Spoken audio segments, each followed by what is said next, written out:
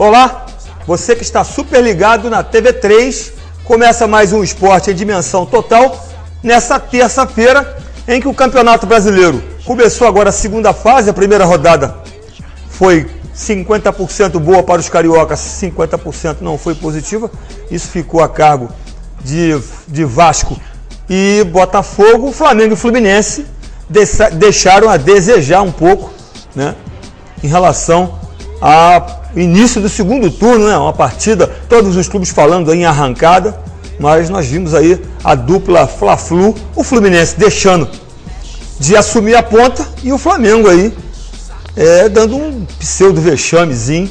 Claro que o jogo foi fora de casa, mas 4-1 foi muito para a torcida do Flamengo. Eu conto aqui hoje no nosso programa com a presença do nosso comentarista e analista de futebol, o Juliano Maia, que vai falar sobre a rodada passada, fazer a sua análise sobre a rodada passada do campeonato, como é que começou a semana para os clubes, já que é meio de semana, temos novos confrontos aí pelo Campeonato Brasileiro, temos seleção brasileira também no final de semana. Vamos começar pelo Flamengo, né? O Flamengo que já começou nos noticiários, não tanto pelo 4-1, né? Mas sim pela mais uma vacilada do Adriano, que já era anunciado por ele mesmo quando se apresentou novamente nessa fase do Flamengo, dizendo que poderia, não ia deixar de tomar a cervejinha dele, e já aconteceu a primeira, a segunda, mas acho que são 3 as chances do Adriano, não é isso aí, Juliano? Como é que está a situação do Adriano? Apareceu para treinar hoje ou o treino é só à tarde? Boa tarde, Tatão, boa tarde ao público de casa.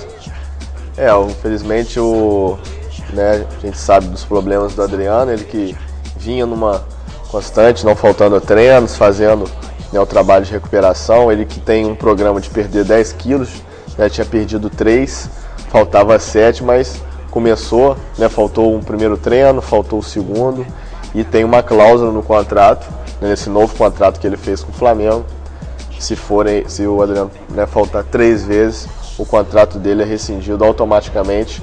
Eu acho correto, acho que o Flamengo se preparou, se precaveu de todas as maneiras com o Adriano, deu essa oportunidade e agora só depende dele. Ele vinha na constante, fazendo os trabalhos, viajando com o grupo, se entrosando, e agora já vem no final de semana a primeira falta, a segunda. Vamos torcer por até o futuro, digo nem só do jogador, acho que eu digo do ser humano Adriano, de melhorar para poder aí fazer o que ele gosta, o que ele sabe fazer, que é jogar futebol. O Adriano já não é a primeira, como você falou, Juliano, e o novo diretor de futebol do Flamengo, Zinho, né, que foi jogador de futebol também do Flamengo, foi um jogador sempre exemplar, disse que Adriano será advertido pela falta que teve na segunda-feira, né? A assessoria de imprensa do jogador quis colocar panos quentes dizendo que esse jogador estava liberado porque trabalhou no último domingo, último final de semana, lá no campo do Grêmio, em Porto Alegre. E a respeito do pseudo-atropelamento aí de um motoboy, usou o seguinte adjetivo: foi uma encostada que não houve maiores consequências. Enfim, o Adriano poderia ter poupado, o próprio nome dele, do Flamengo, de mais um vexame, já que o Flamengo foi a Porto Alegre, a esperança é que o Flamengo fizesse um jogo duro, saiu na frente e sofreu uma goleada de 4-1. Juliano, eu gostaria que você analisasse agora o lado do Inter, né? O Flamengo foi para lá querendo realmente trazer um bom resultado, mas é aquela velha história, esqueceram de concordar, de combinar com o Internacional, que tinha um jogador, Pablo Forlan, que há 8 partidas, jogando pelo Internacional, ainda não tinha marcado. E não sei se você tem essa informação, Juliano.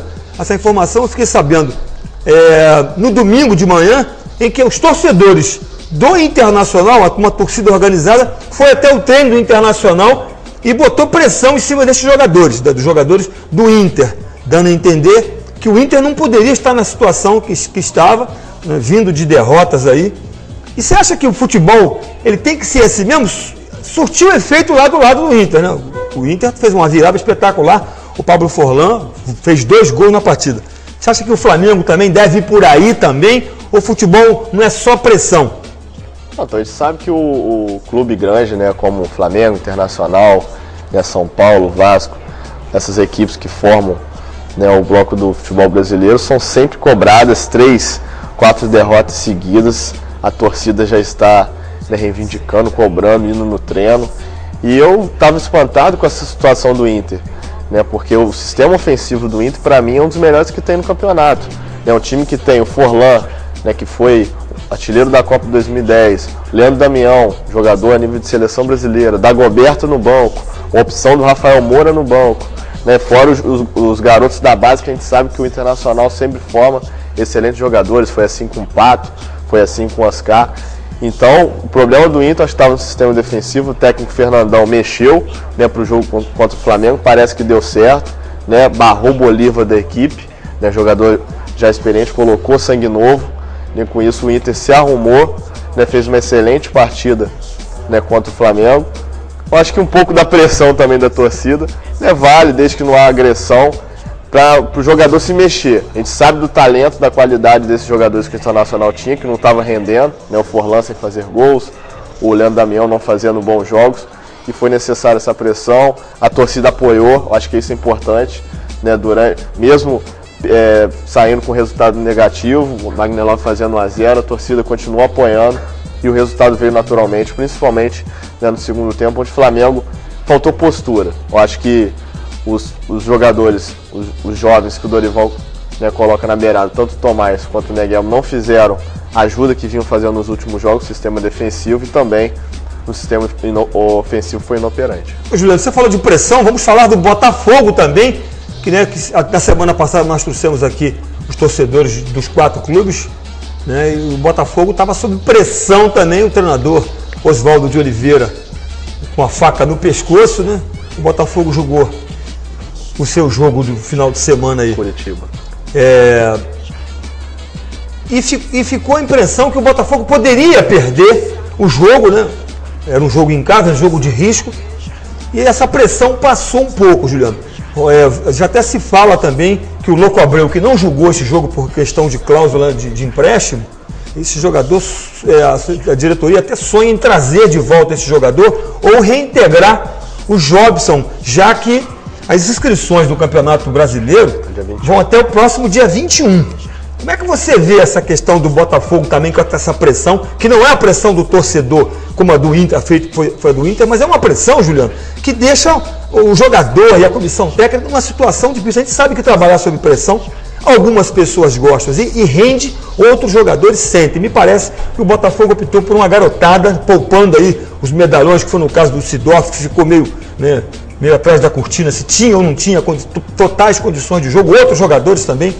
Enfim, Renato, como é que você vê a situação do Botafogo depois de passar desse jogo de final de semana e tem aí um confronto contra o Cruzeiro no meio de semana? Sai de um trem e pega o outro. Não, o Botafogo, né, precisava dessa vitória, né, jogando em casa contra o Curitiba. A gente sabe que vinha de resultados negativos, o técnico Oswaldo de Oliveira em pressão. E apostou aí, o técnico Oswaldo de Oliveira apostou nas revelações da base, né, o zagueiro Dória, de apenas 17 anos, né, fez uma excelente atuação contra o Curitiba. Ele que entrou no lugar, né, do Briner, que vinha substituindo o Antônio Carlos, o Botafogo que vem constantemente passando por problemas no seu sistema defensivo. Né, o Jadson, que entrou no apagar das luzes, o Sidorf sentiu no vestiário um desconforto muscular, que a gente chama, que eu acho que já é o desconforto da idade, que não aguenta essa sequência do futebol brasileiro de 2 jogos na semana, né, de apenas 19 anos, e o garoto Gabriel também, né, de meio de campo, também fez uma excelente partida, a volta do Felipe Gabriel. Eu acho que o Oswaldo de Oliveira conseguiu respirar, mas eu acho que a grande prova é agora, no meio da semana, o jogo fora de casa contra o Cruzeiro, pra gente ver realmente o que o Botafogo quer nesse campeonato. Se o Botafogo consegue chegar no G4, consegue uma vaga na Libertadores para sua torcida, ou você vai ficar naquela zona intermediária. O Cruzeiro vai passar a ser um adversário mais difícil, até porque vai ter que dar uma resposta em relação ao Atlético. Como é que você vê, Juliano, a última cartada do Jobson? Você acha válida essa última cartada do Jobson, já que o Botafogo não tem esse jogador ali de referência? O Elkson não fala, mas todo mundo nota que ele não é um jogador para se jogar ali. O Botafogo tem, né, essa dificuldade, contratou o Rafael Marques, jogador que veio do Japão, mas também, né, não rendeu o esperado. O Jobson, a gente sabe, já mostrou dentro de campo o jogador que ele é. Agora é colocar a cabeça, a gente sempre fala isso aqui, né, fica até repetitivo. Tem que colocar a cabeça no lugar fora de campo. Eu acho que só depende dele, é válido, né, para o Botafogo, né, apostar. Eu acho que tem que se resguardar da mesma forma que o Flamengo se resguardou com o Adriano, fazer um contrato totalmente de risco, né, de produtividade do jogador, né, um salário baixo, e apostar mais uma vez no Jobson é uma grande opção para o Botafogo nesse momento. É isso aí, vamos dar uma paradinha para os nossos comerciais, voltando no segundo bloco, falando de seleção brasileira, um jogador da seleção brasileira que foi vendido, né? Isso tudo você vai saber no próximo bloco. Falar também da dupla Vasco e Fluminense. A gente volta rápido.